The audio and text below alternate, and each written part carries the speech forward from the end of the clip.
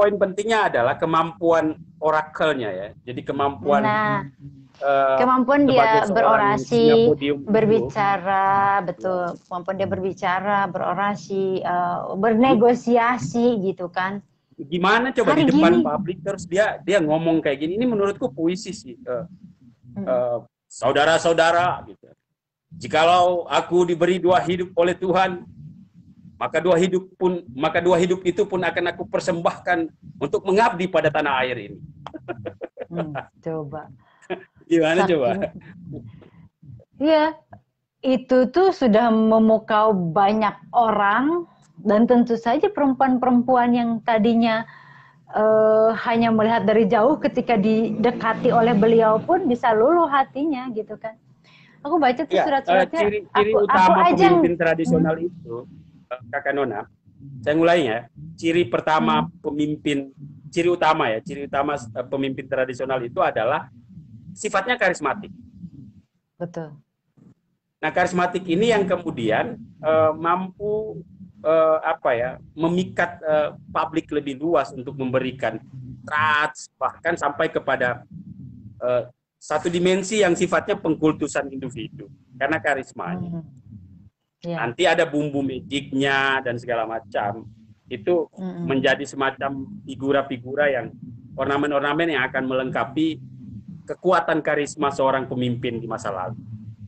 Dan kemampuan berorasi tadi itu menurut saya ya sangat penting ya, agitasi, bagaimana mempengaruhi opini publik gitu. Di luar negeri ngambil contoh misalkan Hitler ya, di Cina ada Mao Zedong gitu. Nah, Hitler itu seorang yang nggak sekuler gitu loh, anak pandai besi gitu, tetapi dia punya kemampuan orasi yang sangat luar biasa gitu, mengagitasi publik sehingga orang dia mau tidak mau ikut terpengaruh di dalam cara berpikir dia, gagasan dia gitu loh. Pengikutnya banyak pula gitu kan. Ya, dan itu produk demokrasi kan. Naiknya Hitler sebagai pemegang tampuk kekuasaan di Jerman itu kan lahir dari rahim demokrasi untuk pertama kalinya. Hitler itu dipilih secara langsung melalui pemilu dan itu produk demokrasi. Itu yang terjadi di Jerman. Kan kayak gitu. Nah, kalau bicara soal Indonesia, saya kira bukan hanya Soekarno doang lah ya yang memiliki saham besar ya untuk memerdekakan negara bangsa ini gitu. Ada banyak tokoh saya kira. Ada Syahrir, ada Syahrir, ada Hatta gitu. Iya. Semuanya memiliki peran. Ada juga Tan Malaka misalkan gitu. Sayangnya karena sedikit ada ketidaksesuaian pemikiran barangkali ya, pada akhirnya dianggap melenceng, tanda kutip, dianggap melenceng gitu kan. Sayang sekali. Ya kalau kita bicara fase Orde Lama ya saya kira secara ideologi pemikiran tokoh-tokoh bangsa itu termasuk Soekarno itu banyak dipengaruhi oleh ideologi sosialisme ya, karena memang mereka membaca perkembangan pemikiran para pemikir-pemikir dunia itu gitu. Nah, ide sosialis itu diadopsi menjadi semacam satu alat kerangka perjuangan gitu.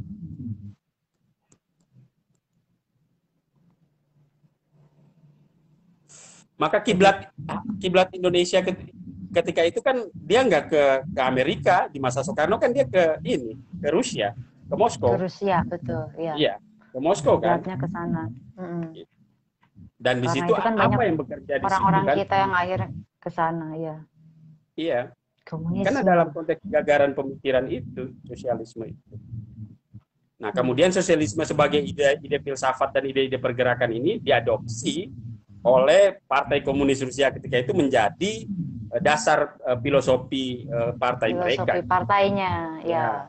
Betul. Itu menjadi fondasi dan menciptakan satu hubungan politik internasional yang terbentang dari kutub Moskow dan China, lalu kemudian kutub Jakarta, Batavia, dan Indonesia atau Batavia menjadi semacam halaman depan dunia yang sangat seksi untuk diperebutkan.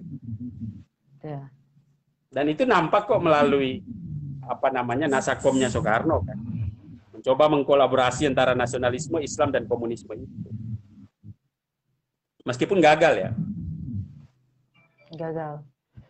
Karena banyak juga yang tidak setuju, yang terutama lawan politiknya. Isu komunisme itu menjadi seksi di Indonesia karena terjadi transformasi.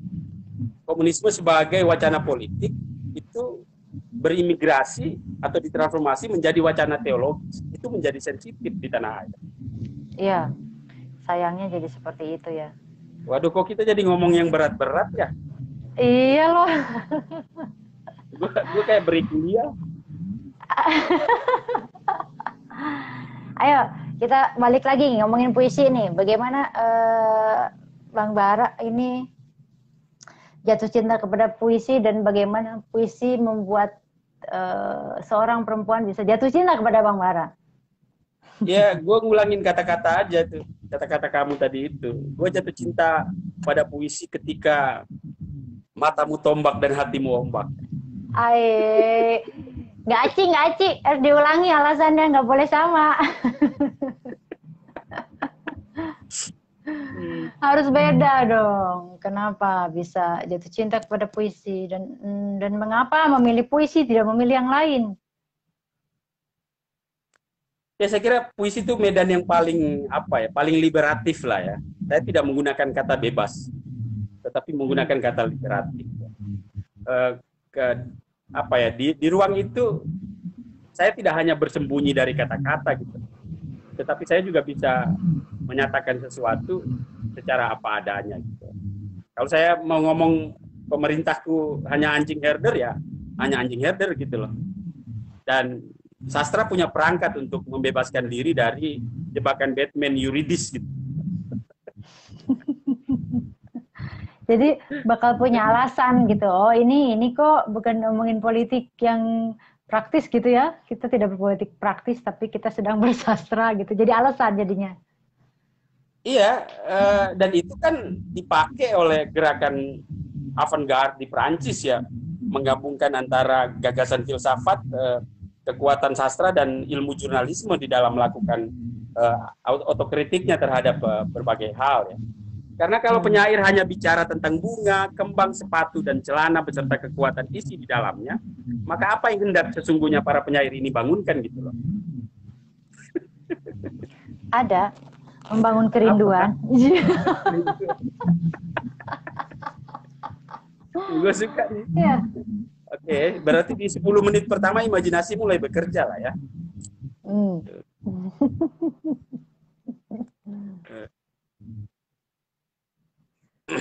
Jadi tugas penyair tidak hanya sekadar membicarakan rindu dan kata-kata manis saja, tapi juga bisa membangkitkan sesuatu, menggerakkan sesuatu gitu ya.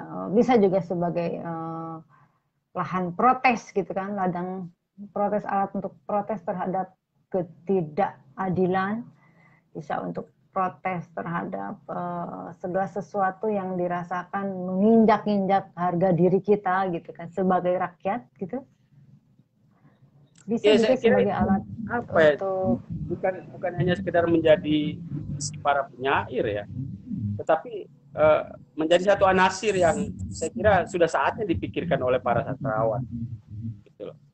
Jadi kita tidak tuna realitas sosial gitu. Para penyair tidak ahistoris dengan itu gitu, tetapi punya kepekaan, punya sense gitu loh untuk membahasakan segala peristiwa yang hidup dan menghidupi mereka. Gitu.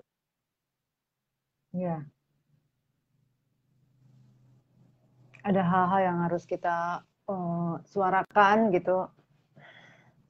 Aku punya ini, waktu itu tahun berapa yang peristiwa, punya puisi tentang protes tentang lumpur lapindo deh kalau tidak salah. Apa kabar ya lumpur lapindo? Jadi masker.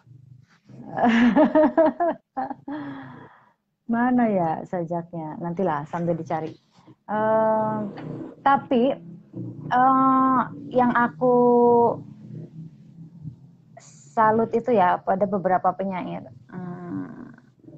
Dia dengan gigih terus dengan jalannya menjalan puisi itu menyuarakan seperti Rendra misalnya gitu ya, atau Wiji Tukul sayangnya Wijitukul Ya, ini yang Rendra dan Wijitukul itu Ratna. tidak jelas apa rimbanya entah kemana gitu kan, gara-gara puisinya yang dianggap membahayakan untuk pemerintah pada saat itu gitu ya. Kalau Rendra kan hanya sebatas ditangkap, diamankan saja gitu ya, tapi kita masih tahu beliau masih hidup sampai untuk waktu lama dan masih menyuarakan protes-protes kan.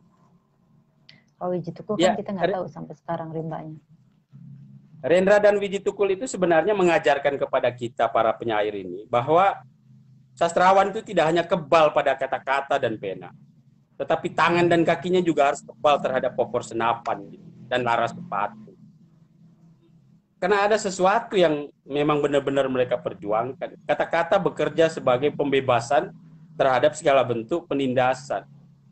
Gitu. Nah, hari ini kalau kamu nulis di koran dengan narasi atau apa namanya dengan genre puisi seperti itu, kagak bakal dimuat. Iya, bahaya. Nanti tiba-tiba bukan cuma aku yang didatangi, jadi orang korannya juga, redakturnya yang barangkali dikasih peringatan gitu kan. Nah, itu problem sebenarnya Bisa gitu jadi loh. Tidak demikian, ya. memberikan tempat terhadap nafas kesusastraan yang membangun kesadaran kritis di dalam diri publik Nusantara ini, publik Indonesia ini. Karena memang media pun tidak bebas nilai, Ratna. Media selalu punya ideologi estetik tertentu. Makanya kalau kamu nulis di koran apa gitu, kalau standarisasi estetikanya tidak sesuai dengan ideologi media tersebut, jangan harap gitu. Ya. Jangan harap. Kita harus mencari lahan lain untuk menyuarakan itu gitu kan. Ya. Karena kan mereka juga punya pertimbangan jangka panjang, terutama tidak hanya sekali muat. Mungkin saja idealismenya sebetulnya dari pribadi mereka masing-masing gitu ya. Orang-orang yang bekerja di sana itu mungkin sepakat dengan apa yang kita tuliskan, kita suarakan.